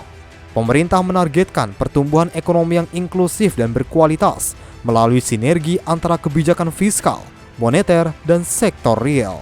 Pembahasan KMP-PKF RAPBN tahun anggaran 2027 ini nantinya juga akan melibatkan kementerian dan lembaga terkait agar selaras dengan target pembangunan jangka menengah. Pertama, tadi Bapak Presiden telah menyampaikan kerangka ekonomi makro dan pokok-pokok kebijakan fiskal di tahun 2027 kepada Dewan Perwakilan Rakyat, dan dalam penyusunan APBN 2027 diarahkan untuk mendorong perekonomian agar tumbuh lebih cepat, lebih tinggi, dengan pendapatan negara sekitar 11,82 sampai 12,4% terhadap PDB, belanja negara 13,62 sampai dengan 14,8 dalam range terhadap PDB, dan defisit 1,8 sampai 2,4% terhadap PDB. Pemerintah menetapkan range indikator makro, yaitu pertumbuhan ekonomi 5,8 hingga 6,5%, inflasi antara 1,5 sampai 3,5%. Ini akan dicapai dengan koordinasi ketat TPID daerah, terutama rantai pasok pangan. Nilai tukar rupiah dipatok di angka range 16.800 sampai 17.500. Suku bunga SBN 10 tahun diproyeksikan di level 6,5 sampai 7,3%, dan tentu ini mencerminkan kepercayaan investor yang tinggi terhadap surat utang negara. Dari Jakarta, Sri Dewi Andayani, Rona Bayu, Simpo TV melaporkan. Pemirsa, kita beralih ke informasi dari Menteri Luar Negeri Sugiono yang membuka suara soal terkait aksi pencegatan dan penculikan terhadap aktivis dan jurnalis media Indonesia saat menjalankan misi global Sumut Flotilla oleh Israel. Sugiono mengatakan pihaknya terus melakukan berbagai upaya komunikasi dengan Kementerian Luar Negeri Yordania dan Turki. Sejumlah aktivis dan jurnalis media Indonesia dikabarkan diculik oleh negara Israel saat menjalankan misi kemanusiaan global Sumut Flotilla.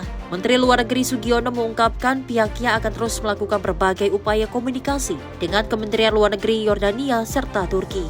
Namun Sugiono menyebut saat ini komunikasi yang dilakukan masih terbatas, mengingat tidak adanya hubungan diplomasi antara Indonesia dengan Israel. Dirinya berharap warga negara Indonesia yang masih ditahan oleh Israel segera dapat kembali ke tanah air dalam kondisi selamat. Kita sudah melakukan komunikasi dengan teman-teman dari Kementerian Luar Negeri di Jordan dan Turki untuk memastikan kondisi dari rekan-rekan kita yang diintercept dan ditahan oleh Israel. Sejauh ini informasi yang kita terima itu masih sulit karena komunikasi yang terbatas. Kami mengapresiasi semangat dari rekan-rekan yang tergabung dalam Global Sumut Flotilla, karena ini juga mencerminkan satu keinginan untuk menciptakan situasi yang lebih baik bagi saudara-saudara kita di Palestina, di Gaza pada khususnya, dan ini merupakan semangat yang saya kira perlu diapresiasi. Kita berharap kondisi mereka baik-baik saja. Kami juga terus melakukan upaya koordinasi karena kita tidak punya hubungan langsung. Jadi kita minta tolong kepada teman-teman kita yang pertama mengalami nasib serupa juga dari warga negaranya, kemudian dari teman-teman yang Jordan, dan kita doakan semoga mereka kondisinya baik-baik dan bisa segera kembali ke tanah air dalam keadaan sehat dan selamat. Dari Jakarta, Farizal Ahmad Amin, Simpo TV melaporkan. Pemirsa, atraksi alam ikonik pecahnya es di Sungai Lena akan kami hadirkan usai jeda berikut ini. Tetaplah bersama kami.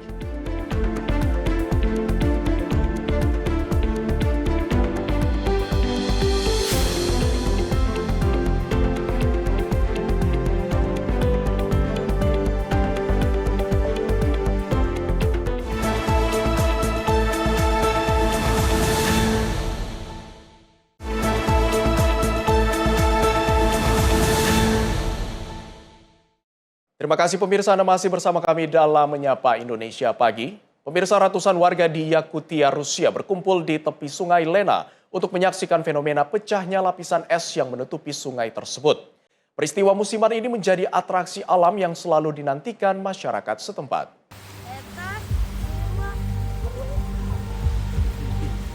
Bongkahan es raksasa terlihat pecah dan hanyut di aliran sungai Lena di wilayah Tabagin Cape, Yakutia, Rusia.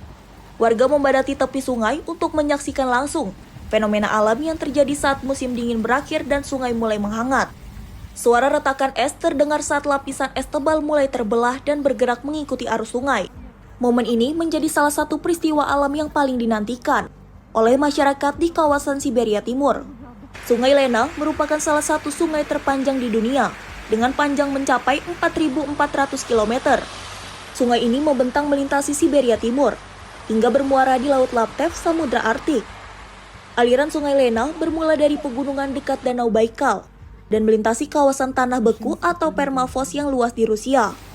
Setiap tahun, saat musim semi tiba, lapisan es yang menutupi sungai mulai mencair dan pecah secara bertahap. Fenomena ini tak hanya menjadi daya tarik wisata, tetapi juga penanda perubahan musim bagi masyarakat setempat. Fenomena pecahnya es di sungai Lena menjadi salah satu atraksi alam ikonik di Siberia yang menarik perhatian warga dan wisatawan setiap tahun. Tim redaksi Sinpo TV melaporkan.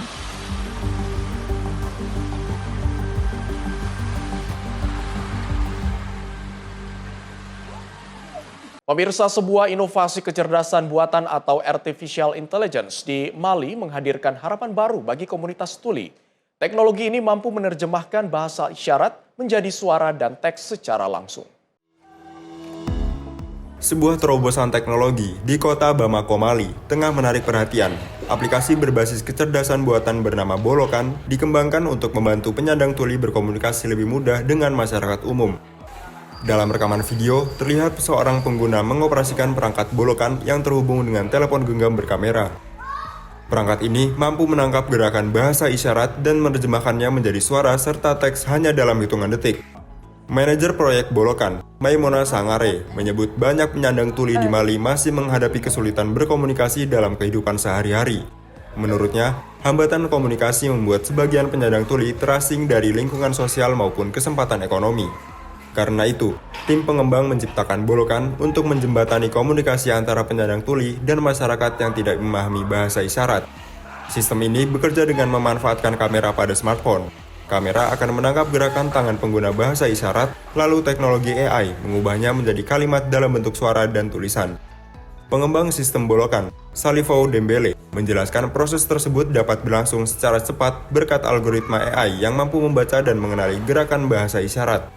Selain membantu komunikasi sehari-hari, teknologi ini juga diharapkan membuka lebih banyak akses bagi penyandang tuli dalam dunia pendidikan dan pekerjaan.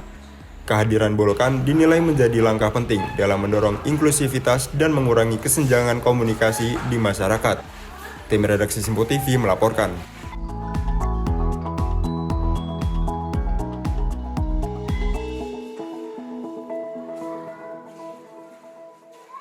Ratusan pengunjung dari berbagai wilayah di Korea Selatan memadati Festival Mawar Samcheok 2026 yang resmi dibuka pada hari Selasa waktu setempat. Festival tahunan ini digelar di Taman Mawar tepi sungai kota Samcheok dengan tampilan jutaan bunga mawar berwarna-warni.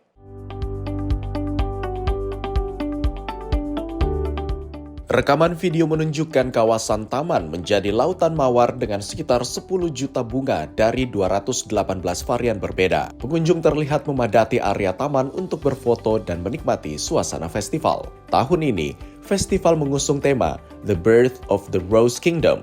Beragam atraksi dihadirkan mulai dari karakter peri mawar, parade tematik, hingga instalasi khusus seperti Fairy Tale Rose Channel.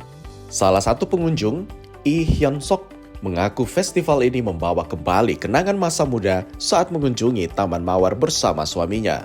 Ia menyebut aroma mawar di festival memberikan suasana menenangkan dan membuatnya merasa bahagia. Pengunjung lain, Lee Sujin, yang datang dari kota Gangneung bersama keluarganya, mengaku sengaja mengunjungi festival untuk merayakan ulang tahun anaknya. Menurutnya, mereka menikmati berbagai hidangan dan mengabadikan banyak momen selama acara. Selain pameran mawar, festival juga diramaikan dengan food truck, pasar loak, dan acara roast table yang menampilkan aneka kuliner khas daerah di Korea Selatan. Tim redaksi Sinpo TV melaporkan.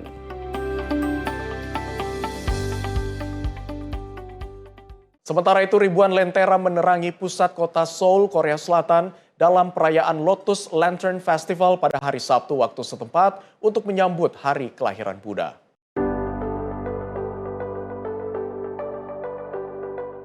Arak-arakan lentera bergerak dari Hongin-jimun Gate di pusat kota Seoul menuju kuil Jogyesa, yang menjadi pusat Buddhisme Zen di Korea Selatan.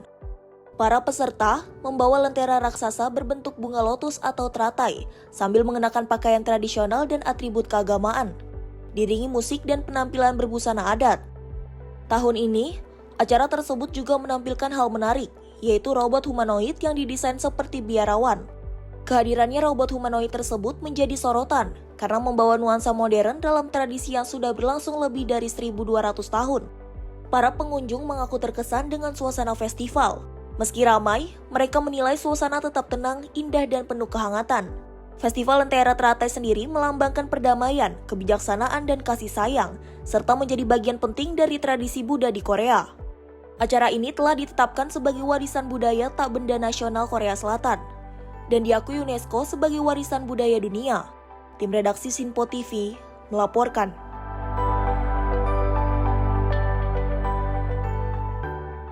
Kita beralih ke informasi dari menjelang puncak ibadah haji di Armusna. Kementerian Haji dan Umroh mengimbau jamaah haji Indonesia untuk mengurangi aktivitas umroh sunnah berulang.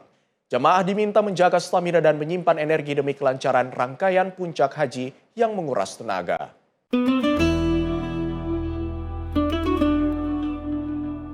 Menteri Haji dan Umroh Muhammad Irfan Yusuf mengingatkan para jemaah haji Indonesia tidak terlalu memaksakan diri melakukan ibadah tambahan yang berisiko menguras fisik. Gus Irfan menyatakan fase Armusna membutuhkan kondisi tubuh yang prima. Jemaah akan menghadapi mobilitas tinggi, kepadatan massa, serta suhu panas ekstrim di Tanah Suci. Oleh karenanya, jemaah diimbau mengurangi aktivitas di luar hotel, termasuk city tour dan umroh berulang kali, agar tenaga dapat difokuskan untuk wukuf di Arafah, mabit di Musdalifah, dan melontar jumroh di Mina. Alhamdulillah hari ini kloter kedua Amirul Hajj sudah sampai di Jeddah. Tadi sudah kita meninjau kedatangan jamaah dari Kertajati juga. Sudah 93% jamaah sudah hadir di Tanah Suci. Mudah-mudahan yang lainnya segera menyusul. Salah satu tugas dari Amirul Hajj adalah untuk memastikan bahwa semua proses haji para jamaah kita bisa berjalan dengan lancar, dengan aman, dengan nyaman, dan semua pulang dengan sehat dan menjadi haji yang mabrur. Itu harapan kita semua. Selain menjaga stamina, jemaah juga diminta memperbanyak istirahat, mencukupi kebutuhan cairan, serta mengikuti bimbingan manasik yang diberikan petugas haji. Langkah ini dinilai penting agar jemaah dapat menjalani puncak haji dengan lebih khusyuk dan aman. Dari Jeddah, Arab Saudi, Ferdi Setiawan, Sinpo TV, Media Center Haji 2026 melaporkan.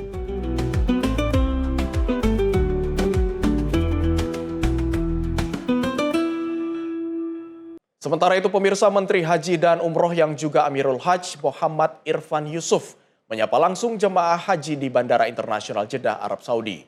Menhaj Gus Irfan juga memantau layanan lansia dan disabilitas di Daker Bandara.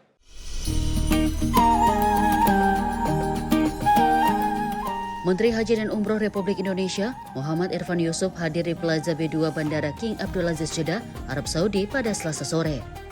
Lokasi ini menjadi tempat istirahat sementara bagi jemaah haji Indonesia sebelum melanjutkan perjalanan menuju Mekah.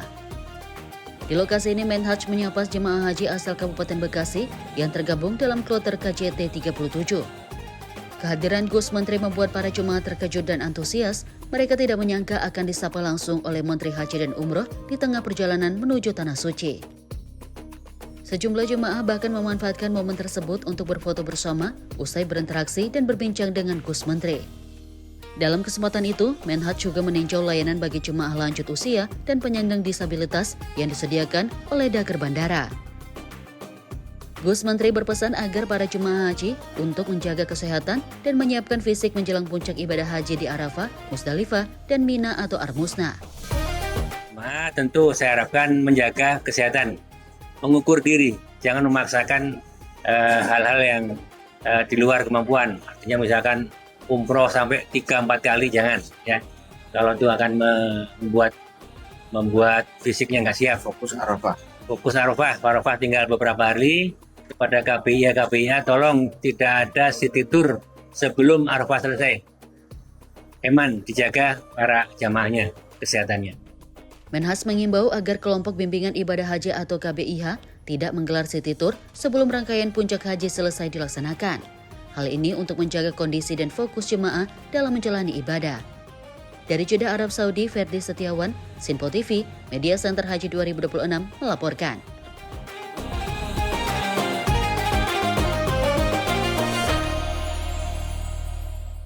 Rombongan Amirul Hajj kloter kedua tiba di Bandara Jeddah, Arab Saudi. Amirul Hajj dipimpin langsung oleh Menteri Haji dan Umroh Muhammad Irfan Yusuf.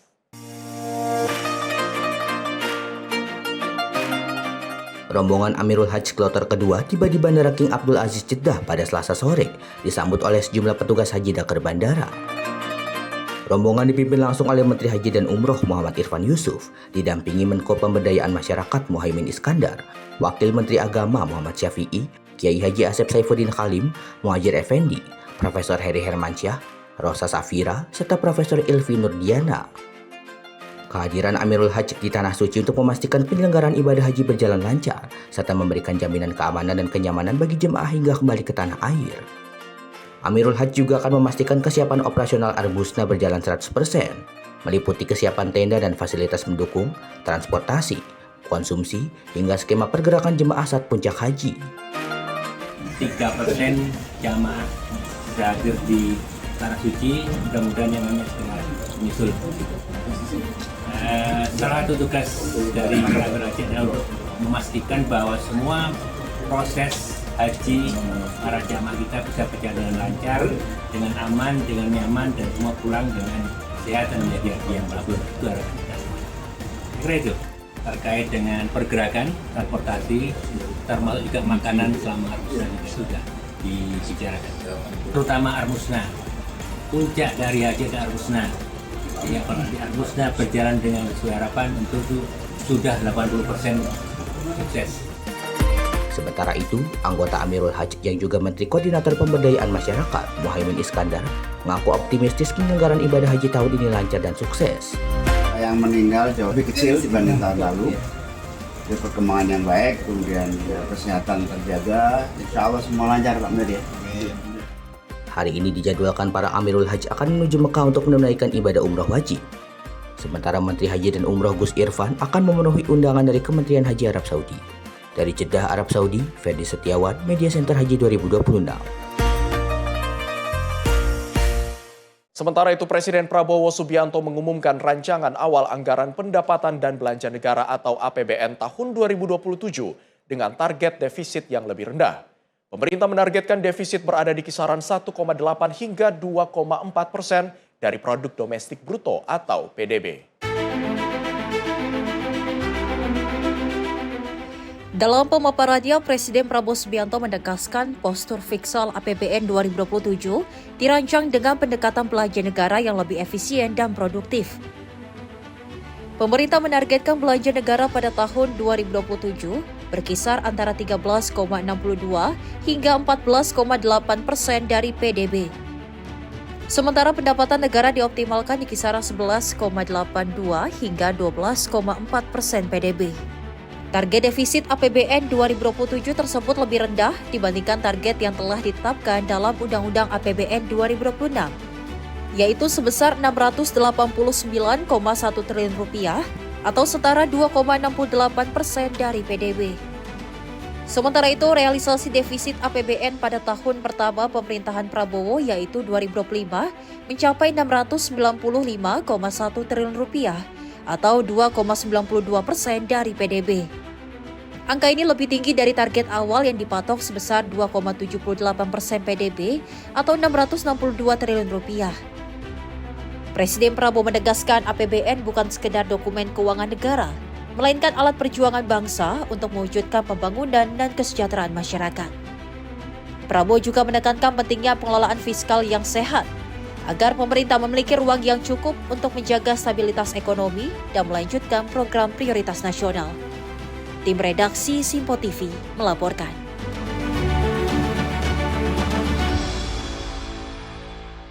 Presiden Prabowo Subianto memaparkan arah kebijakan ekonomi nasional tahun 2027 melalui kerangka ekonomi makro dan pokok-pokok kebijakan fiskal. Presiden meyakini bahwa ekonomi Indonesia dapat tumbuh pada kisaran 5,8 hingga 6,5% pada tahun 2027. Suku bunga surat berharga negara SBN tenor 10 tahun kami jaga berada pada kisaran 6,5 hingga 7,3%. Dalam pidatonya, Presiden menyampaikan bahwa pendapatan negara dalam APBN 2027 ditargetkan mencapai 11,82 hingga 12,40% dari produk domestik bruto. Sementara itu, belanja negara direncanakan berada pada kisaran 13,62 hingga 14,80% PDB guna mendukung berbagai program prioritas pemerintah.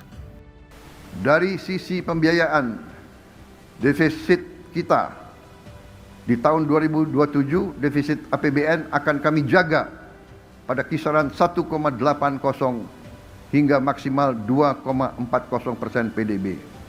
Dan kita akan berjuang terus untuk menekan dan memperkecil defisit ini. Suku bunga surat berharga negara SBN tenor 10 tahun kami jaga berada pada kisaran 6,5 hingga 7,3%. Nilai tukar rupiah terhadap dolar Amerika Serikat berada pada rentang 16.800 rupiah hingga 17.500 rupiah. Strategi fiskal dan moneter kita haruslah strategi yang mampu untuk menjaga nilai tukar kita tetap stabil terhadap mata uang dunia. Inflasi akan kami jaga tetap pada kisaran 1,5 hingga 3,5%. Selain menjaga disiplin fiskal, pemerintah juga menargetkan stabilitas sektor keuangan dan juga moneter nasional. Suku bunga surat berharga negara atau SBN tenor 10 tahun dijaga pada kisaran 6,5 hingga 7,3%. Pada sektor energi, Presiden Prabowo juga menyampaikan harga minyak mentah Indonesia diperkirakan berada pada rentang 70 hingga 95 dolar Amerika Serikat per barel. Presiden meyakini bahwa ekonomi Indonesia dapat tumbuh pada kisaran 5,8 hingga 6,5% di tahun 2027. Pertumbuhan ekonomi nasional menuju 8% pada 2029 haruslah tercermin pada peningkatan kesejahteraan rakyat secara nyata. Presiden juga menargetkan peningkatan kualitas sumber daya manusia dan kesejahteraan petani. Tim redaksi Simpo TV melaporkan.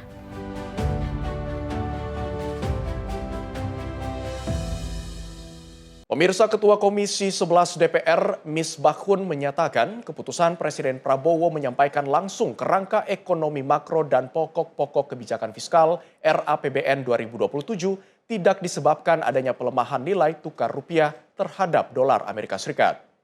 Menurutnya, penyampaian langsung oleh Presiden Prabowo tersebut tidak bisa dikaitkan hanya satu dengan satu indikator ekonomi termasuk kurs rupiah maupun kondisi indeks harga saham atau IHSG.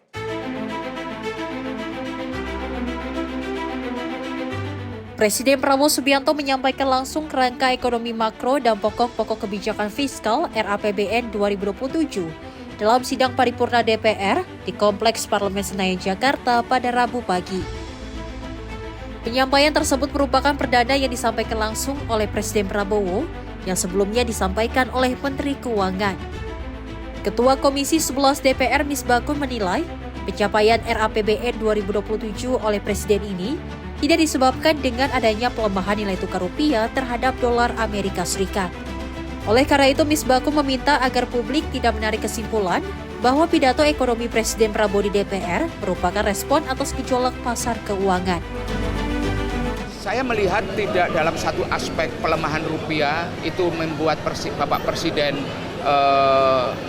harus membacakan sendiri kan PPKF, tapi saya melihat bahwa ada sebuah concern yang serius dari Bapak Presiden bahwa APBN itu mulai dari awal itu menjadi sebuah policy yang sungguh-sungguh untuk disampaikan kepada masyarakat secara luas yang harus dilakukan secara langsung oleh Bapak Presiden. Bapak melihat dengan pelemahan dari pasar modal dan juga kemarin dari rupiah, apakah ini mampu menarik kepercayaan investor dengan Presiden langsung turun tangan membacakan KPPKS, Pak? Menurut saya jangan ditarik soal situasi indeks harga saham gabungan dan pelemahan rupiah itu dalam urusan KPPKS. Nilai tukar itu hanya salah satu aspek di dalam kerangka ekonomi makro kita. Di dalam asumsi makro kita itu ada banyak parameter. Nilai tukar itu hanya salah satu. Bahkan indeks harga saham gabungan tidak ada di sana dibicarakan. Dari Jakarta, Farizal Ahmad Amin, Simpo TV melaporkan. Pemirsa, informasi dari Korea Selatan tadi sekaligus mengakhiri perjumpaan kita dalam Menyapa Indonesia Pagi. Akhir kata saya, Abi Azwar Sahi, mewakili seluruh kerabat kerja yang bertugas, pamit undur diri. Selamat pagi, sampai jumpa.